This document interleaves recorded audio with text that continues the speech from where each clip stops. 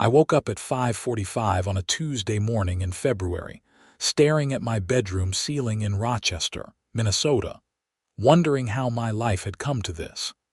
The snow had been falling since midnight, and through my window, I could see at least 8 inches of fresh powder blanketing my driveway.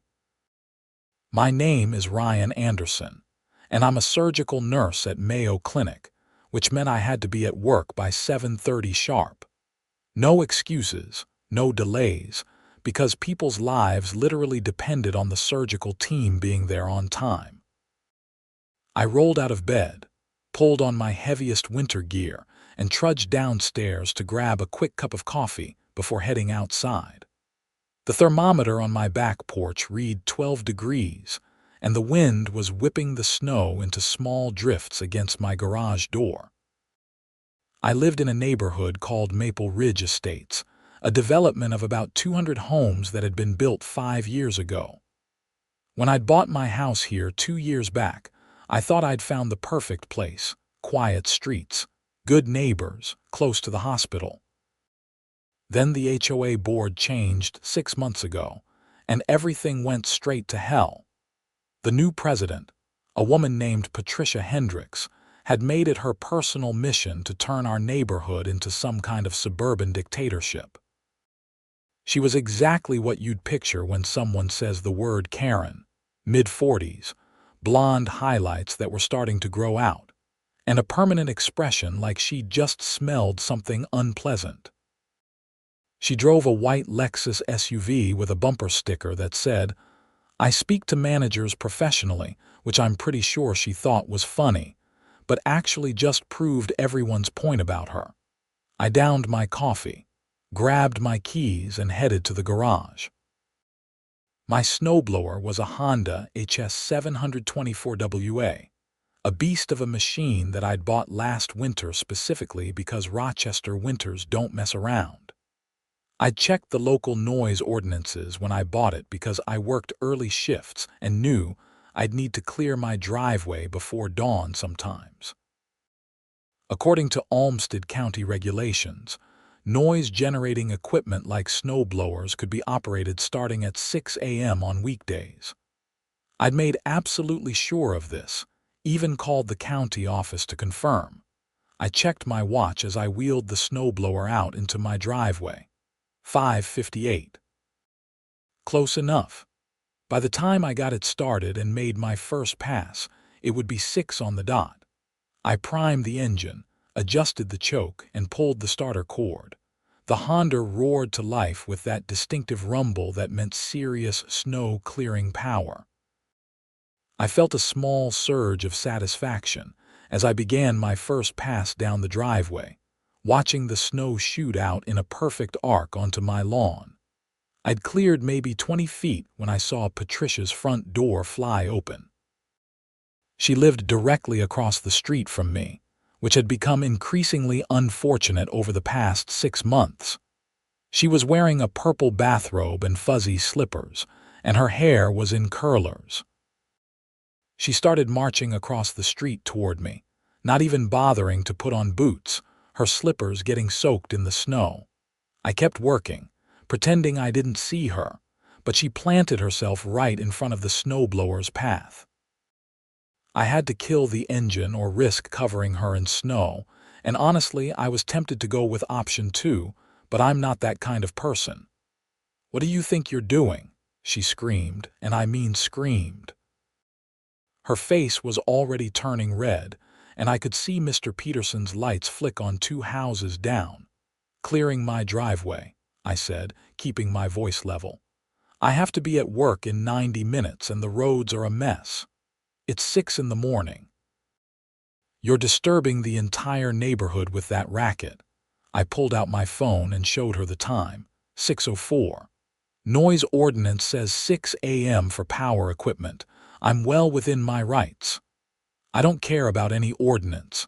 As HOA president, I'm telling you to stop immediately. This is a violation of our community standards for peace and quiet. "Patricia, the county law supersedes HOA rules." I checked. "I'm allowed to do this." Her eyes narrowed into slits. We'll see about that. She pulled her own phone out of her bathrobe pocket, and I watched in disbelief as she dialed 911. "Yes, hello, I need to report a disturbance," she said, her voice suddenly shifting to this syrupy sweet tone. "I have a neighbor who is operating extremely loud machinery at 6 in the morning, disturbing the peace of our entire neighborhood. Yes, I'll hold." I stood there, snow falling on both of us, absolutely stunned that she was actually doing this, calling 911 for a snowblower. I thought about all the real emergencies happening in Rochester right now, heart attacks and car accidents and house fires, and this woman was tying up emergency services because she didn't like the sound of me clearing my driveway. "Yes, I'm here," she continued. "The address is 847 Brookside Drive in the Maple Ridge Estates development. The neighbor is Ryan Anderson at 850 Brookside Drive. He's using a snowblower and the noise is absolutely unbearable. Can you send an officer immediately?" There was a long pause. I watched Patricia's expression shift from smugly confident to confused to absolutely furious in the span of about 30 seconds. "What do you mean it's legal? This is a residential neighborhood.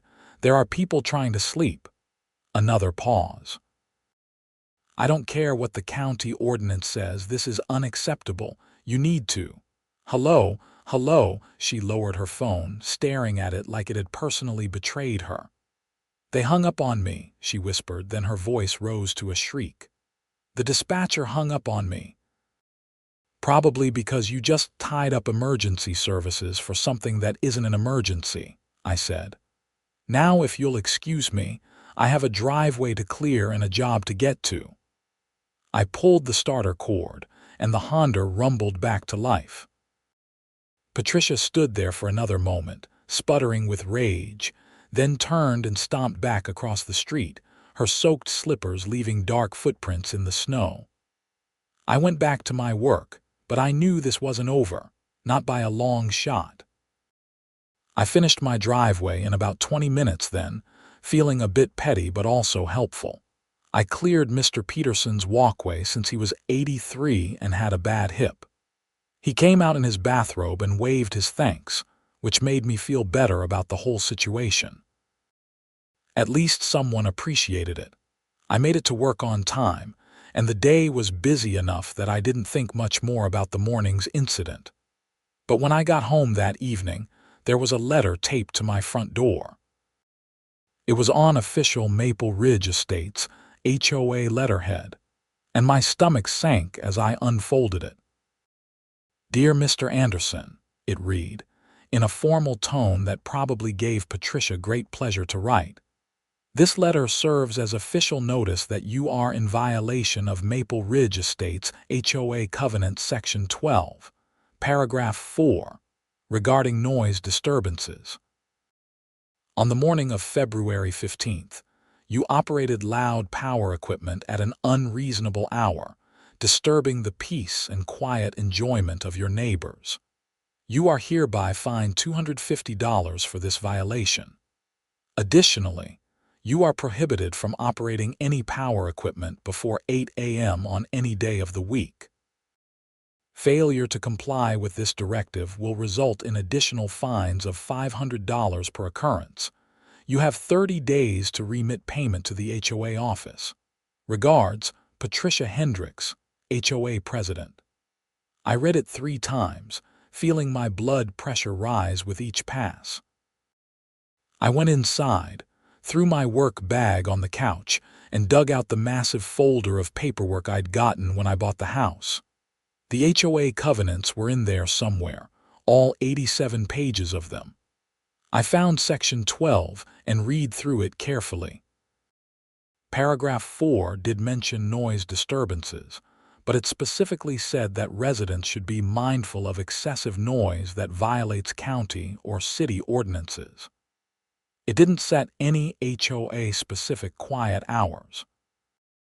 In fact, There was nothing in the covenants that gave the HOA the authority to create rules that contradicted local laws.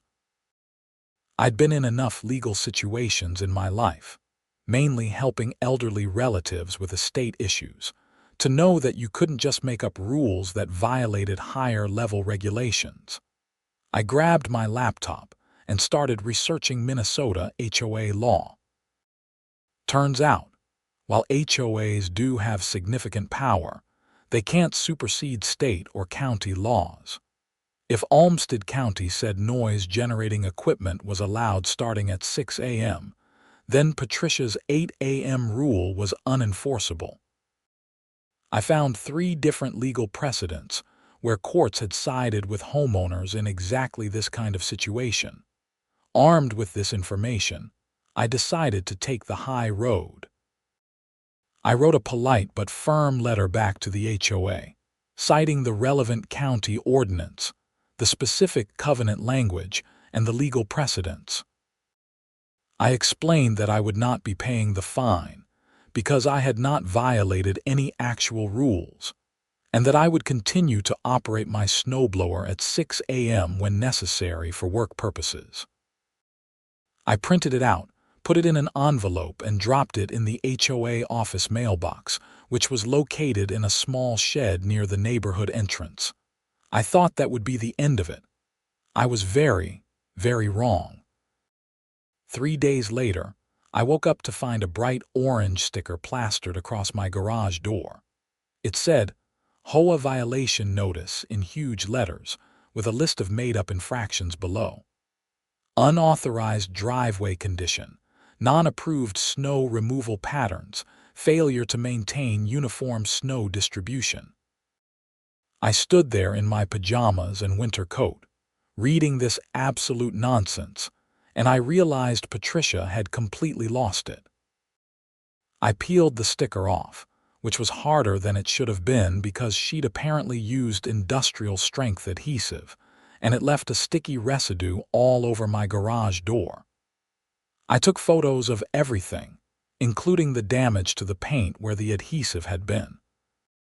Then I got ready for work, cleared my driveway again because we'd gotten another 4 inches overnight, and made a mental note to call a lawyer.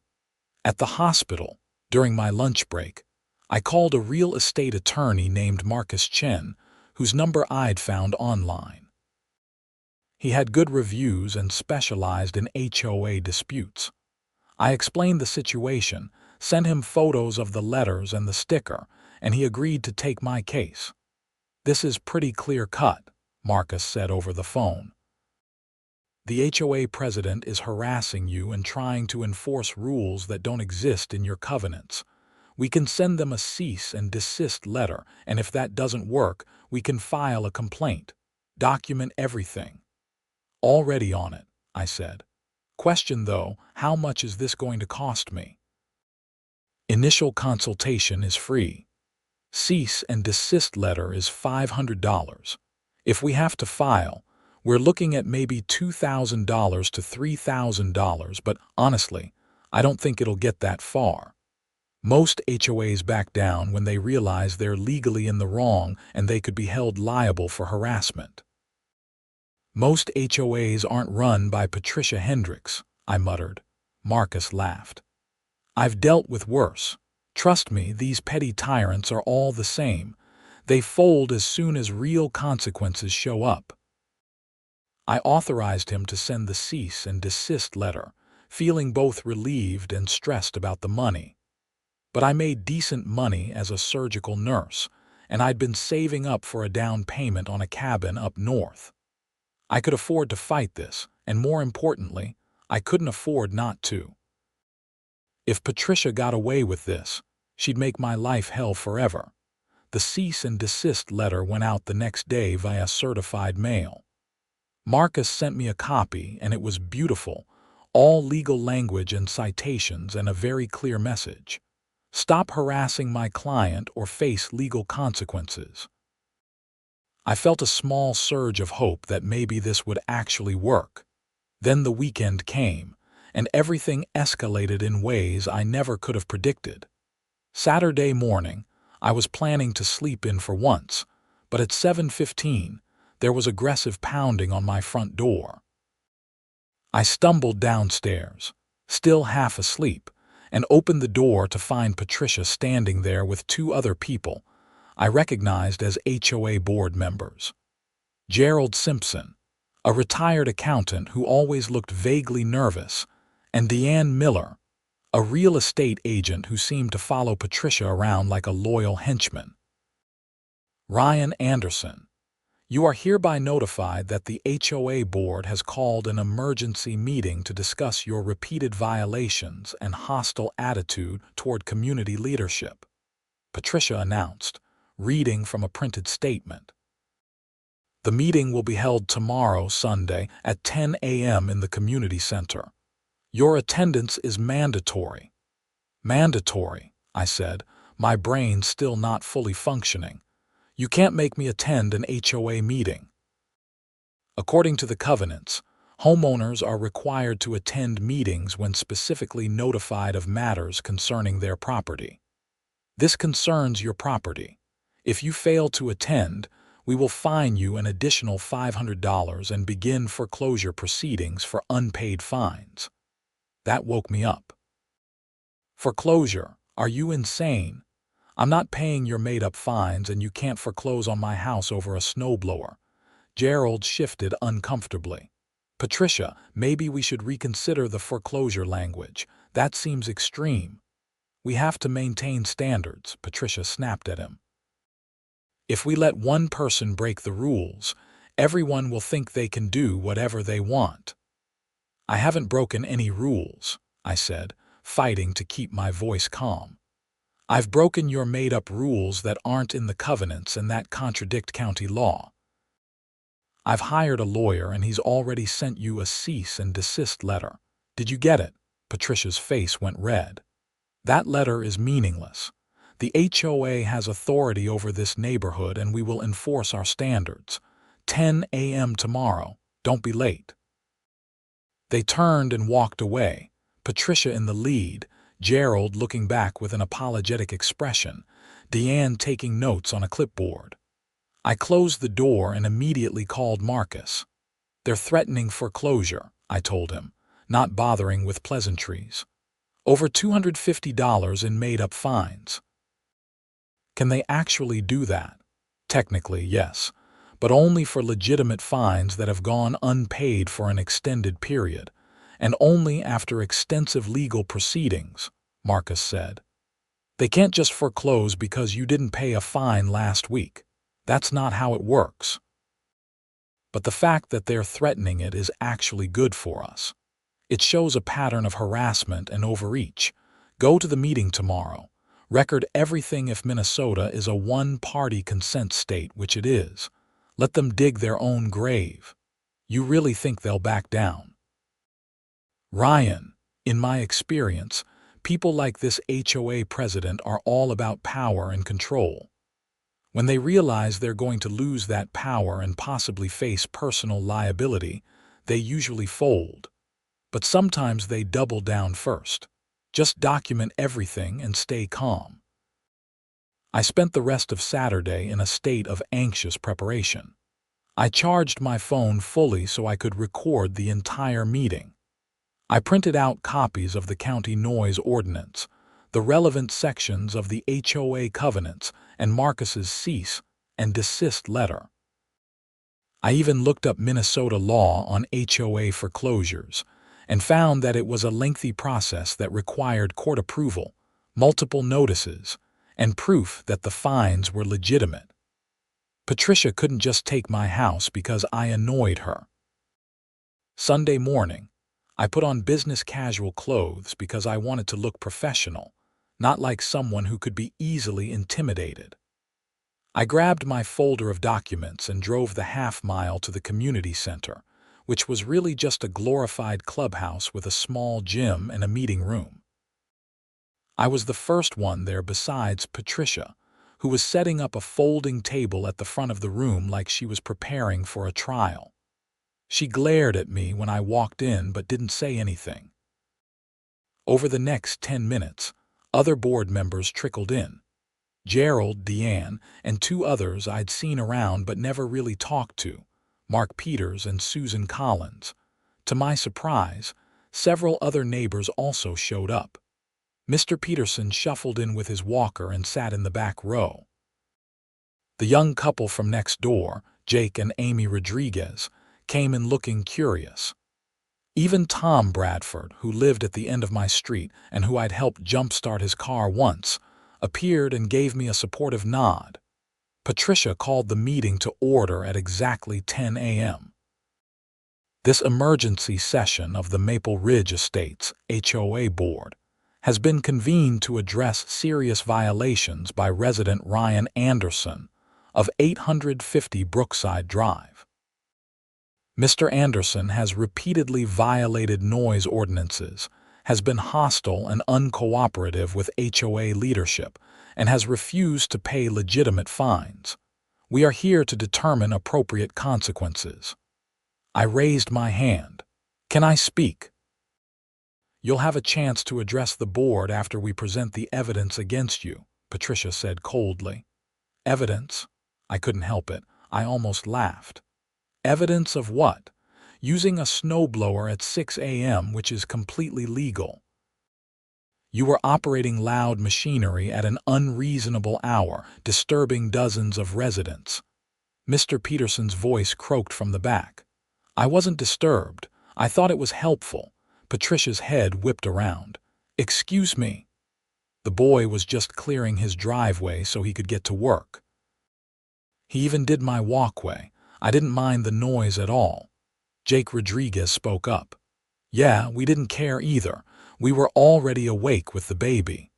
I could see Patricia's carefully constructed narrative starting to crumble. The point is that the HOA has standards, and those standards exist to maintain property values and quality of life.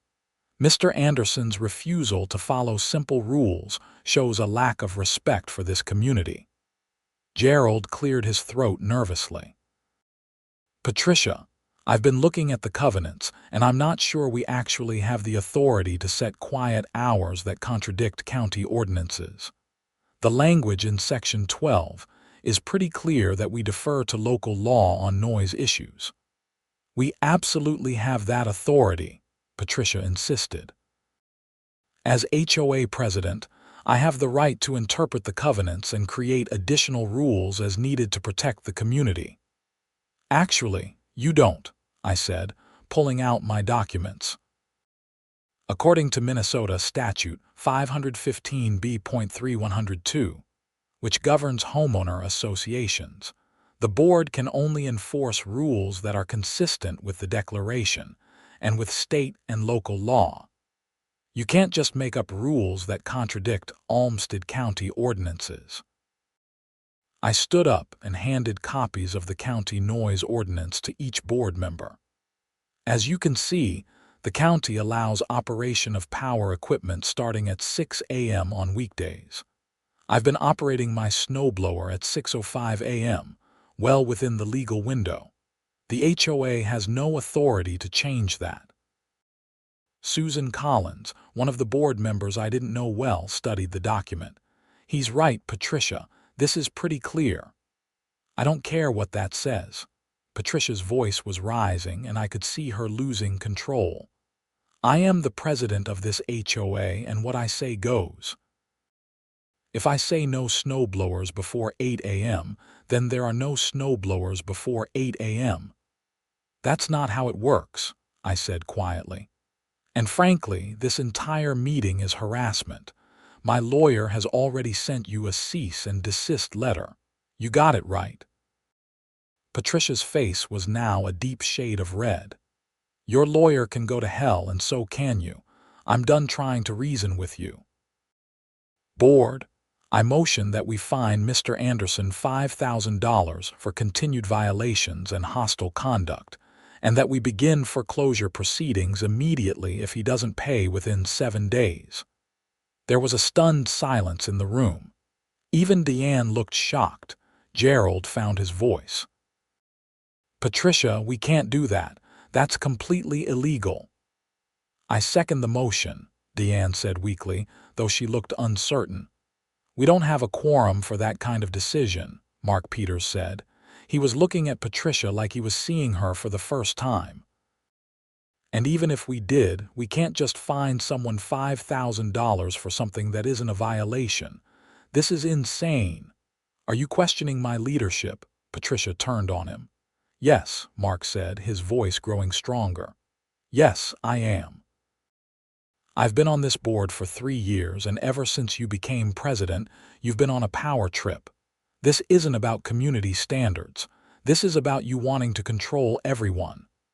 Tom Bradford stood up from his seat. "I'd like to say something. I've lived here for 4 years, and I've never had a problem with Ryan or his snowblower. But I have had problems with HOA overreach. Last month, I got fined $100 because my mailbox was supposedly the wrong shade of black. I had to repaint a perfectly good mailbox because Patricia decided it was too faded. That's ridiculous. I got fined for having my trash cans visible from the street for more than 12 hours, Amy Rodriguez added. Our trash pickup was delayed because of a snowstorm, and I got fined $150 because the cans were still out on Thursday morning instead of Wednesday night. We tried to appeal, but Patricia refused to even listen. More people started speaking up, and I realized that I wasn't the only one who'd been dealing with Patricia's tyranny. Over the past 6 months, she'd apparently been on a rampage of petty fines and made-up violations, and people had been paying them just to avoid hassle. But now, seeing someone actually fight back, they were finding their voices. Patricia was standing at the front table, her hands gripping the edge so hard her knuckles were white. "All of you are out of order. This meeting is about Ryan Anderson's violations, not about your petty complaints."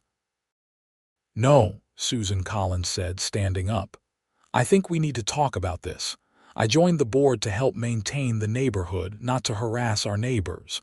Patricia, I think you need to step down as president." "I will not. You can't make me." "Actually, according to the HOA bylaws, we can call for a vote of no confidence," Gerald said, pulling out his own copy of the governing documents.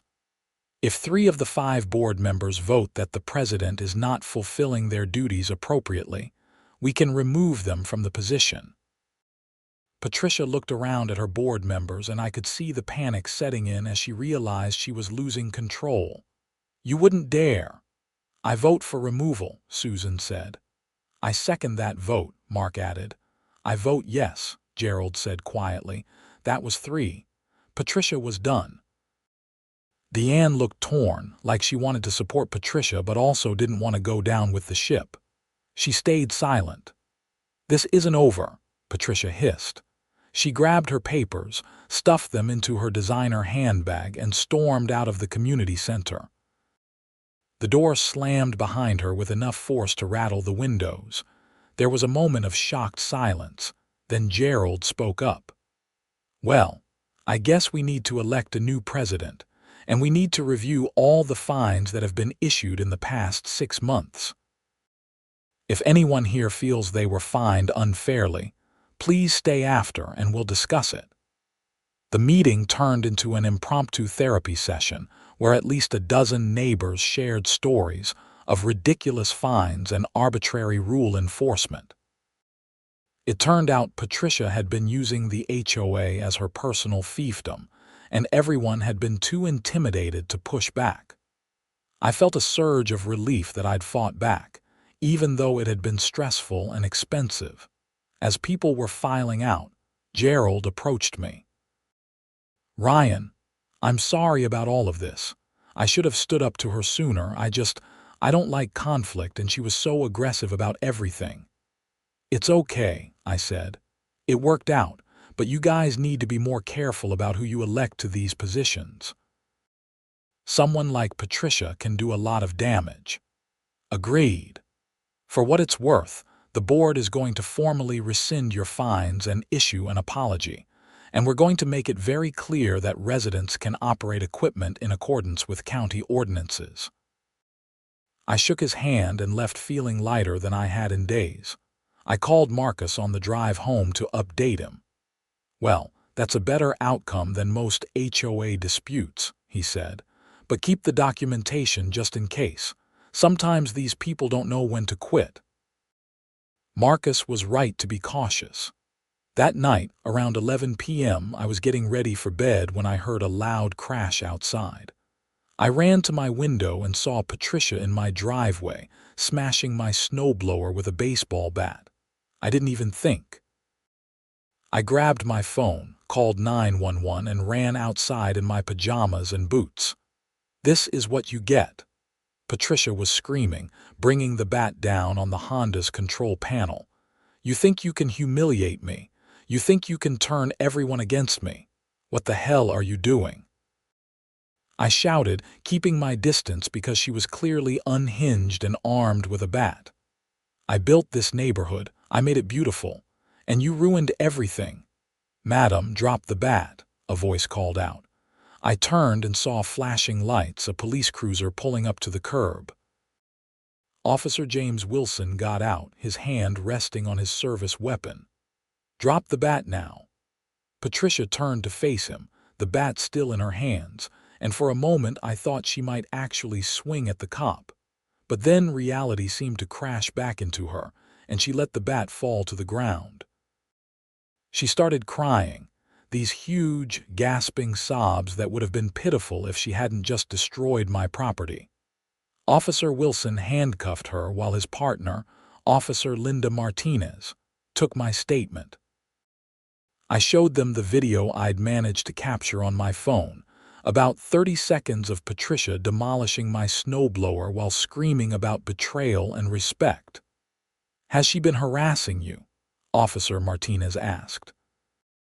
I gave them the whole story, from the snowblower incident to the HOA meeting to this moment. Officer Wilson looked at the destroyed machine and whistled. "That's easily $2,000 in damage. This is criminal mischief in the second degree, which is a gross misdemeanor in Minnesota. She's going to jail tonight and she'll be arraigned tomorrow." They put Patricia in the back of the cruiser, and I watched as they drove away, her tear-streaked face visible through the window. I felt a mix of satisfaction and sadness. Satisfaction because she'd finally faced real consequences. Sadness because it shouldn't have had to come to this. I went back inside and tried to sleep, but my mind was racing. I took photos of the destroyed snowblower from every angle, then left it in the driveway as evidence. In the morning, I'd have to file an insurance claim and probably deal with more police reports. Monday morning came too quickly. I called in to work and explained the situation, and my supervisor was surprisingly understanding. "Take the day to deal with all this," she said. "We'll manage without you." At 9 a.m., I was at the Rochester Police Department, giving a formal statement and signing paperwork. Detective Sarah Chen, who'd been assigned to the case, walked me through the process. "Miss Hendricks is being charged with second-degree criminal mischief and stalking, based on the pattern of harassment you've documented," she explained. "The county attorney thinks we have a strong case. She made bail this morning, but there's a no-contact order in place. She can't come near you or your property." "What about the HOA? She lives across the street from me." "She'll probably have to move, or you will eventually. But for now, she's not allowed to initiate any contact, directly or through third parties. If she violates that order, she'll be arrested again." I thanked Detective Chen and went home to deal with my insurance company. The adjuster came out that afternoon, took photos, and confirmed that yes, my snowblower was totaled. The claim would cover a replacement, minus my deductible, but it would take a few days to process. In the meantime, we got another snowstorm. Wednesday morning, I woke up to 6 inches of fresh snow and no way to clear my driveway. I was standing in my garage, contemplating shoveling by hand, when Tom Bradford appeared with his own snowblower. "Heard what happened," he said. Figure you could use a hand. You don't have to do that, I know. But you stood up to Patricia when none of us had the guts to do it. Least I can do is help clear your driveway. He made quick work of it, then refused my offer of money or even coffee. Just pay it forward, he said, and drove his snowblower back down the street. Over the next few days, I learned that Patricia had resigned from the HOA board entirely and put her house up for sale. The board voted Gerald in as the new president, and one of his first acts was to formally rescind all the fines Patricia had issued and to establish a clear appeals process for future disputes. They also updated the community rules to explicitly state that county and state laws took precedence over HOA preferences. The court case moved surprisingly quickly. Patricia's lawyer tried to negotiate a plea deal, but I wasn't interested in letting her off easy. She'd harassed me, tried to steal my house through bogus foreclosure threats, and destroyed my property. Marcus advised me to push for full prosecution, and the county attorney agreed. The trial was set for late March. In the meantime, I got a new snowblower, even nicer than the first one, and made sure to use it at exactly 6 a.m. every time it snowed, which in Minnesota in February and March was pretty frequently. No one complained. In fact, several neighbors started timing their own snow removal to early morning, and we developed this unspoken camaraderie of people who had to get to work early and weren't going to let someone else's sleep schedule dictate their lives. The trial itself was almost anticlimactic. The evidence was overwhelming. Video of Patricia destroying my property, documentation of her harassment, testimony from multiple neighbors about her abusive behavior as HOA president.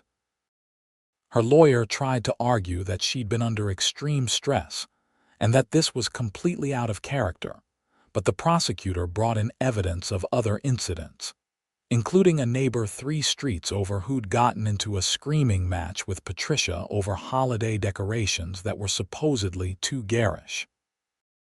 The jury deliberated for less than 2 hours. Guilty on both counts. The judge sentenced Patricia to 90 days in jail, suspended pending completion of anger management classes, and 2 years of probation, plus restitution to me for the full value of the snowblower and my legal fees. She also had to complete 200 hours of community service, and she was prohibited from serving on any HOA board during her probation period. As we left the courthouse, Patricia's lawyer caught up with Marcus and me. "My client would like to apologize," he said. Patricia was standing a few feet away, looking smaller somehow than she had when she was screaming at me in my driveway. "I'm sorry," she said, her voice barely audible. "I don't know what happened to me. I wanted everything to be perfect, and I couldn't handle it when people didn't listen to me. That's not an excuse. I know I hurt you, and I'm sorry." I looked at her for a long moment. Part of me wanted to say something cutting, to twist the knife a little, but mostly I just felt tired. "I appreciate the apology," I said. "I hope you get the help you need." We walked away, and Marcus clapped me on the shoulder. "You handled that well. I just want this to be over." It is over. The no-contact order stays in place during her probation, so she can't bother you. And once she sells her house, you'll probably never see her again. He was right. Patricia's house sold in April to a nice family with 3 kids who immediately became the most popular neighbors on the block because they had a swimming pool and generous parents. I never saw Patricia again. Life in Maple Ridge Estates got a lot quieter after that, in a good way. Gerald turned out to be a reasonable HOA president who focused on actual community improvements like repaving the roads and organizing neighborhood barbecues, rather than harassing residents over minor infractions. The board implemented new rules limiting the president's authority and requiring board votes for any fines over $50. I became something of a neighborhood legend, the guy who stood up to the tyrannical HOA president and won.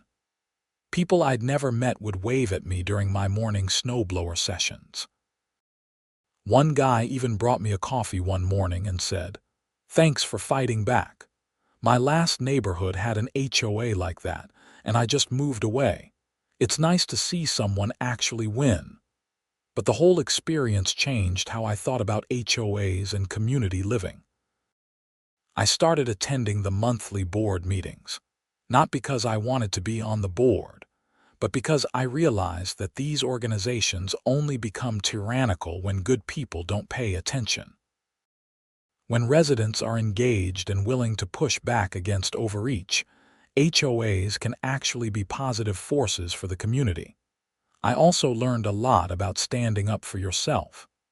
For most of my life, I'd been the type to avoid conflict, to just go along with things to keep the peace. But sometimes peace isn't worth the cost.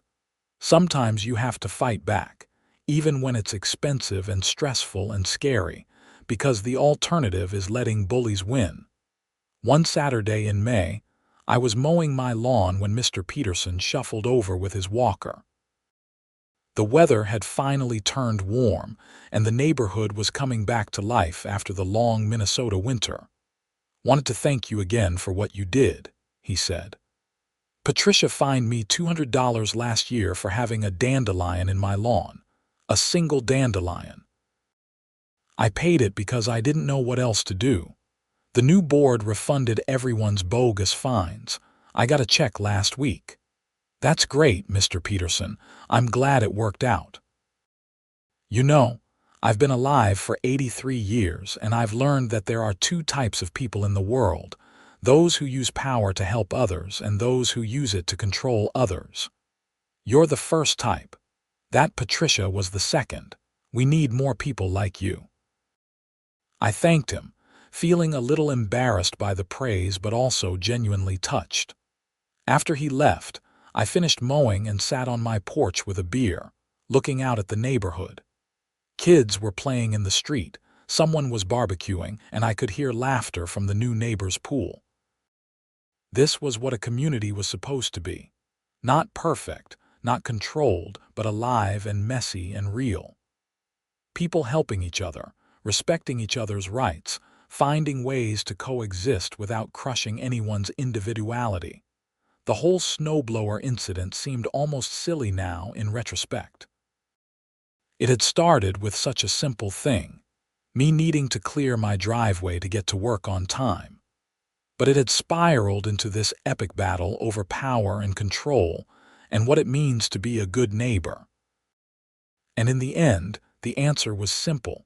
Follow the law, respect each other, and don't let anyone bully you into submission.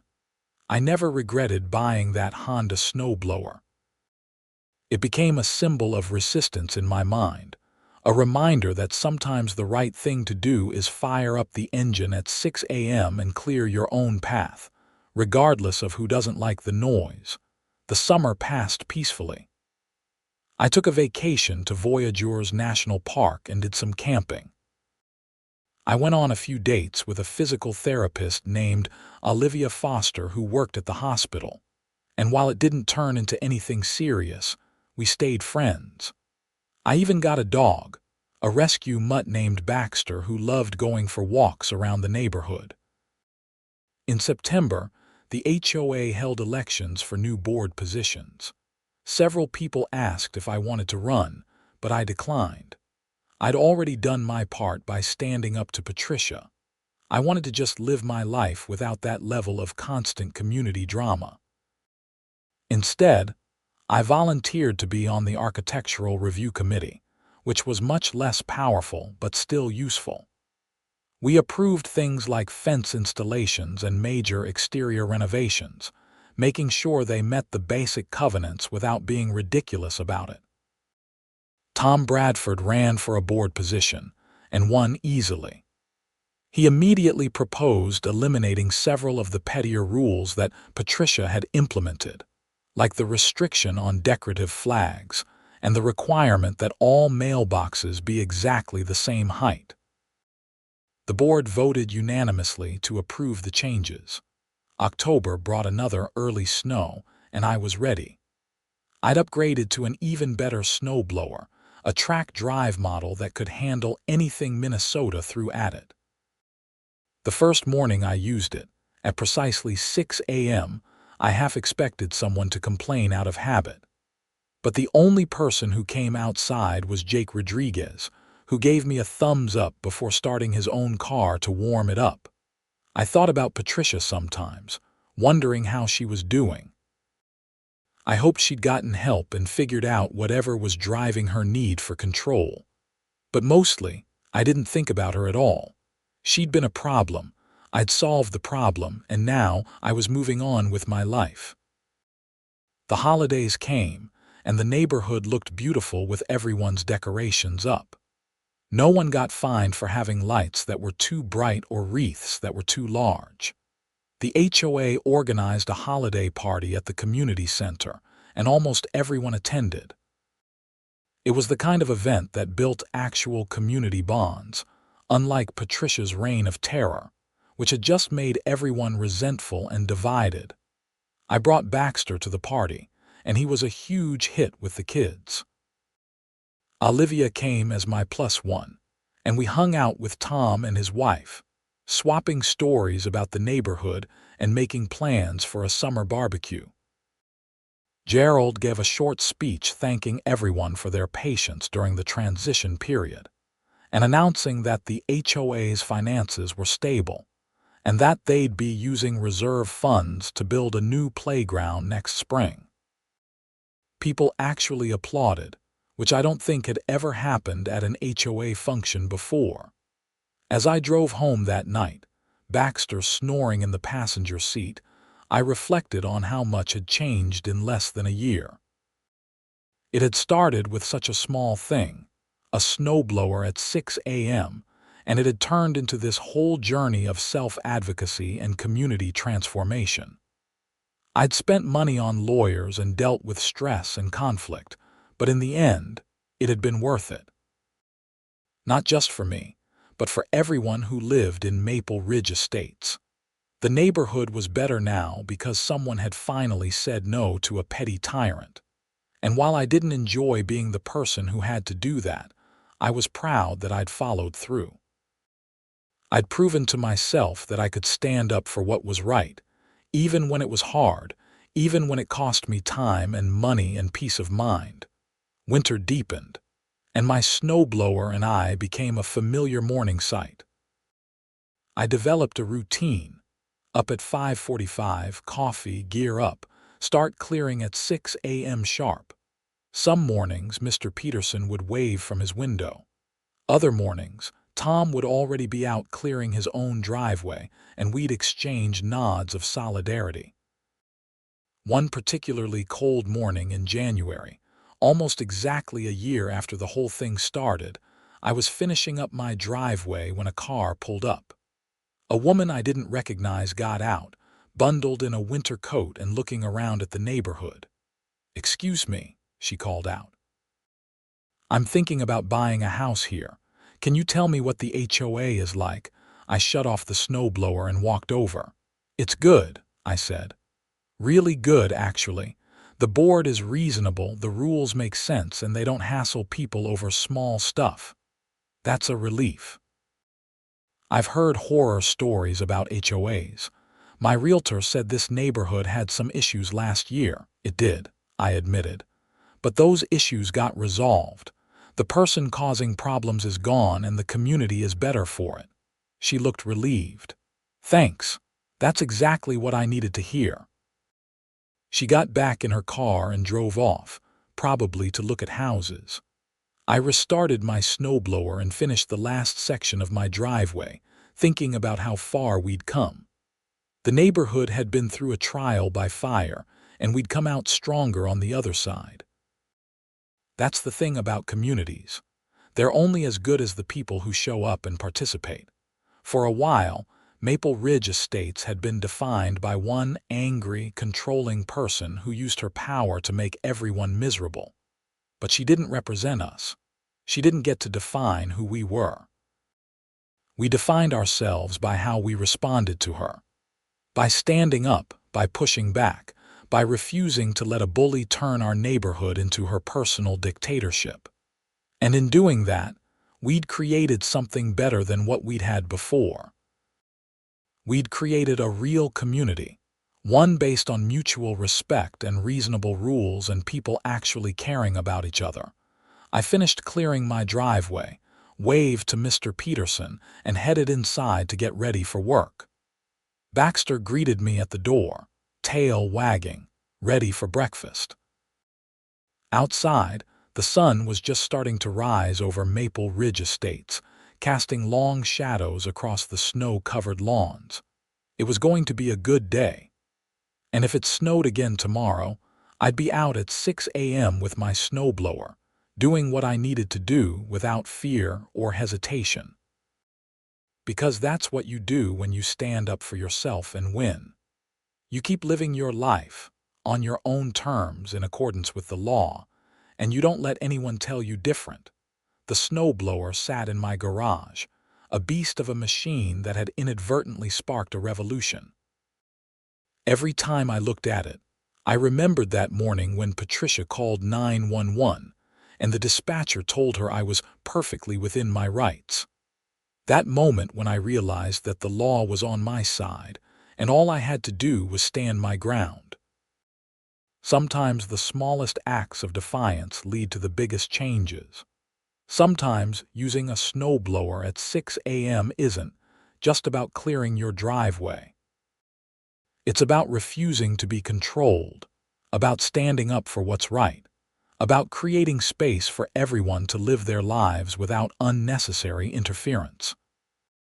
And sometimes, the best thing you can do for your community is to fight for your right to be a normal person doing normal things at normal times. Even if someone doesn't like the noise. I went to work that day feeling content, feeling like I'd found my place in the world. Maple Ridge Estates wasn't perfect, but it was home, and I'd fought to make it a better home not just for me, but for everyone who lived here. That night, as I was falling asleep, I heard the distant sound of a snowblower. Someone else was clearing their driveway, probably preparing for an early shift. The sound didn't bother me at all. In fact, it made me smile. Because that's the sound of people living their lives, doing what they need to do, in a community that respects their right to do it. That's the sound of freedom from petty tyranny. That's the sound of a neighborhood that learned its lesson and came out better for it. And somewhere in that sound, if you listened carefully, you could hear the echo of that 911 dispatcher's words. That's legal in this county. 3 simple words that changed everything. 3 simple words that reminded us all that laws exist for a reason, and that HOAs don't get to override them just because someone doesn't like being woken up early. The snow kept falling that winter, as it always does in Minnesota. And I kept clearing my driveway at 6 a.m., as I always would. And life went on, better and freer and more just than it had been before. Because sometimes, all it takes to change the world is one person with a snowblower and the courage to use it.